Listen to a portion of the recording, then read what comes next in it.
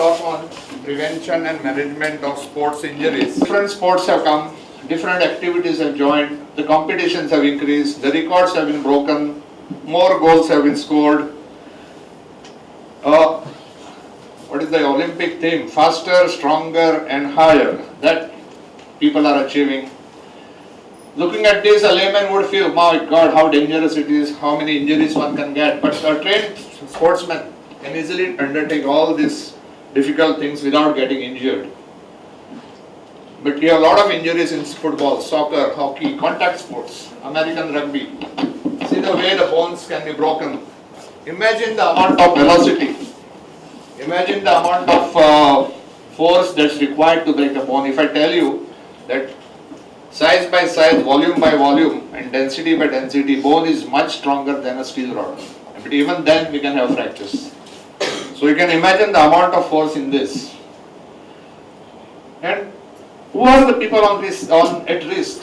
Are the regular sportsmen, are the professional sportsmen at risk, or the weekend warriors we call them? You know what are weekend warriors?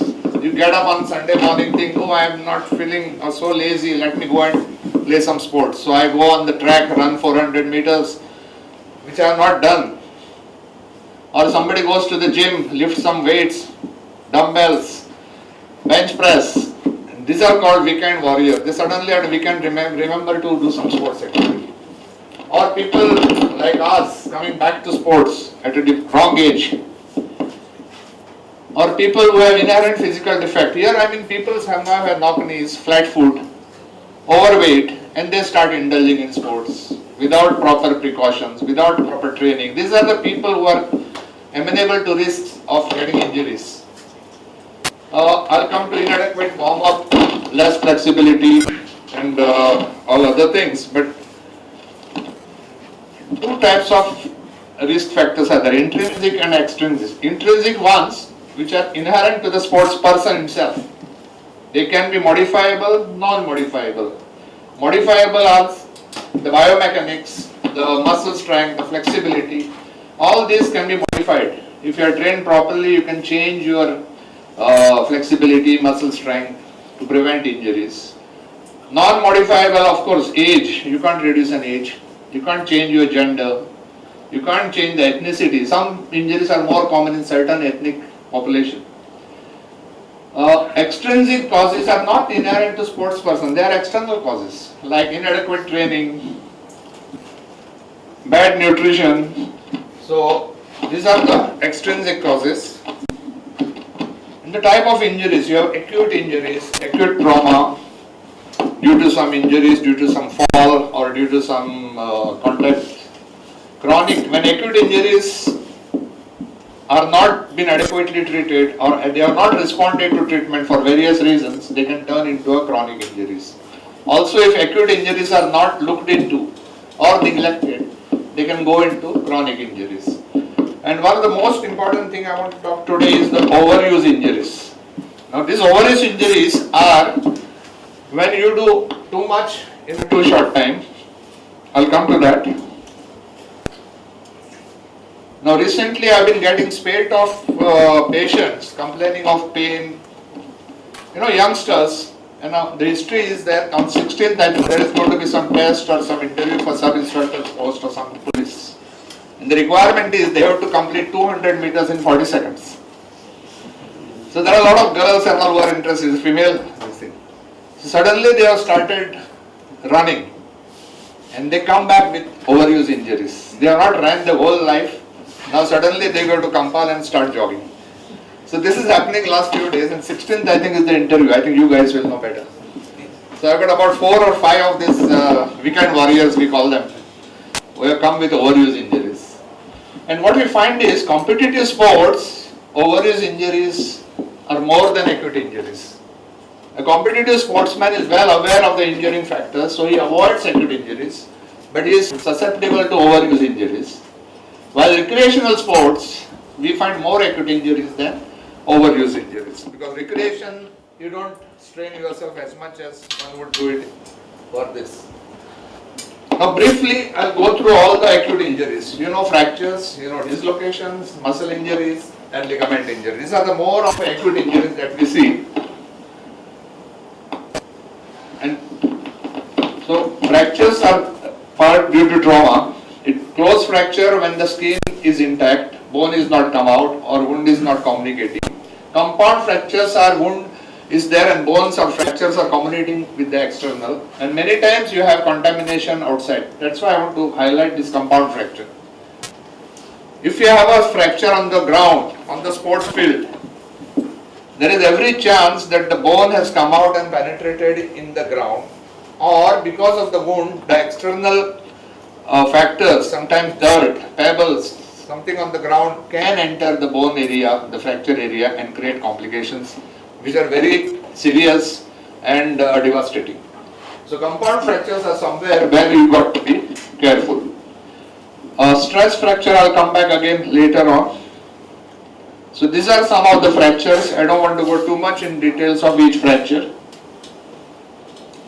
And another thing I want to highlight here is some fractures are intimately connected with a vascular or a blood vessel complication. You can see an elbow fracture which can damage an artery and create problems. It can lead to so many complications. But what I want to highlight today is what is called fracture disease. Now many times we offer surgery to the patient, but patient is a bit reluctant.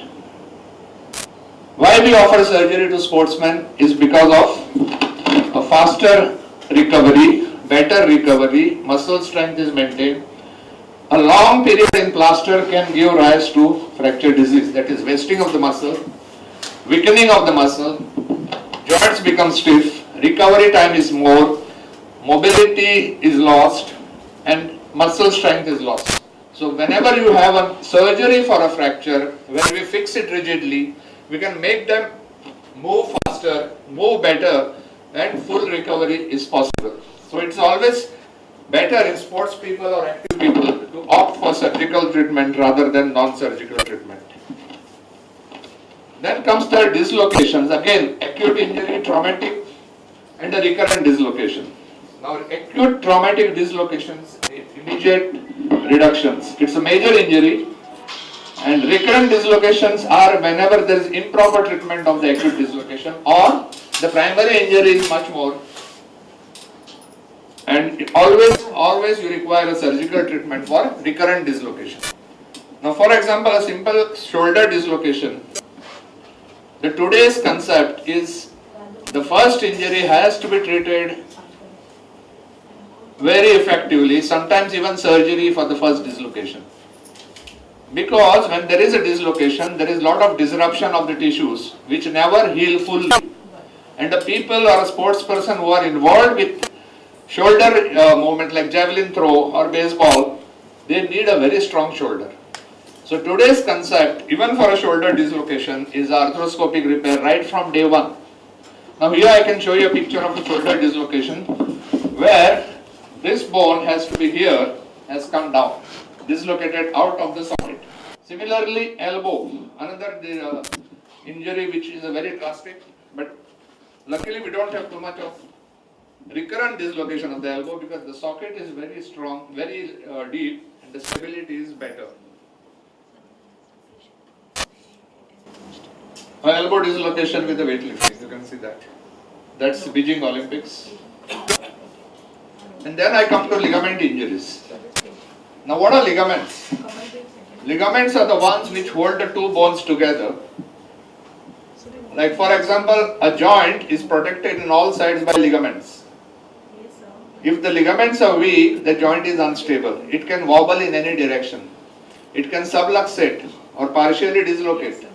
So ligaments can be torn either in the substance of the ligament or one end of the ligament, or it can throw out a piece of bone along with the trauma.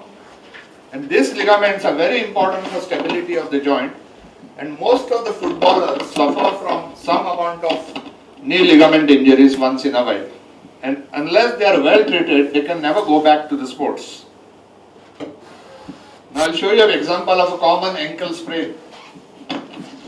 Now there are multiple ligaments around the ankle, and the front. This is the commonest ligament that is injured in a sprain. This is generally a minor injury, but if this ligament goes, there is an instability of the ankle. There are three ligaments of the ankle: front, middle, back.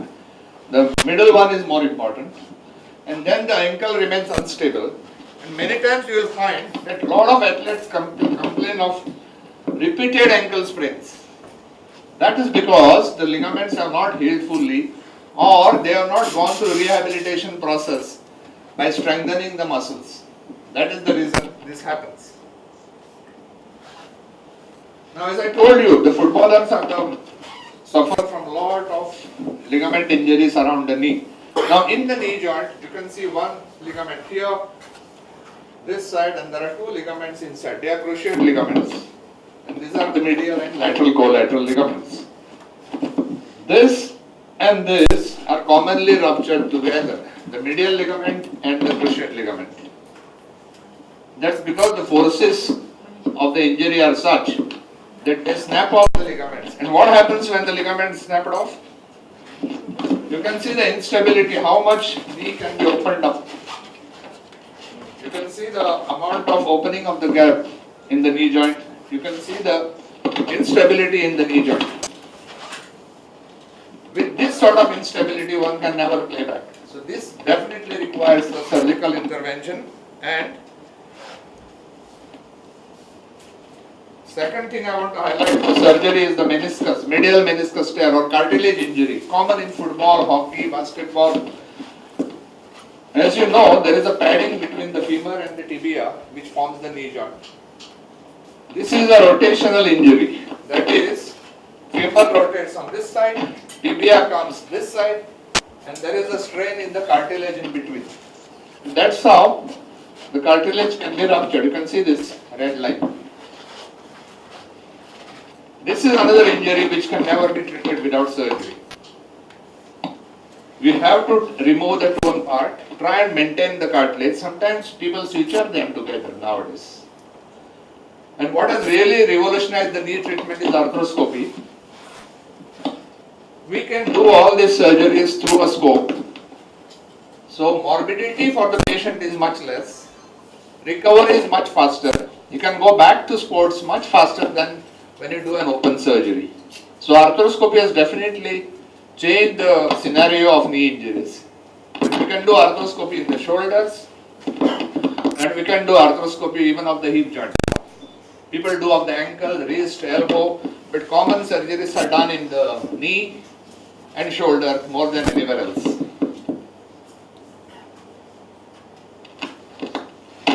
Muscle injuries, again, it could be acute strains, partial tear, full tear. If it's just a partial tear or a strain, it can be treated without surgery. But full tear, complete tear, needs surgery without any doubt and for full recovery. All of you know common injuries around the groin, around the rectus, that is abdominal. To me, this is one of the most difficult injury to treat because of the location. You get a pain right in front of your pubic area, and these are the muscles which is very difficult to rest. They are moving all the time, even on breathing, moving, turning, twisting, these muscles are moving. It takes a long time to get out of this. This is the tear of the quadriceps. Then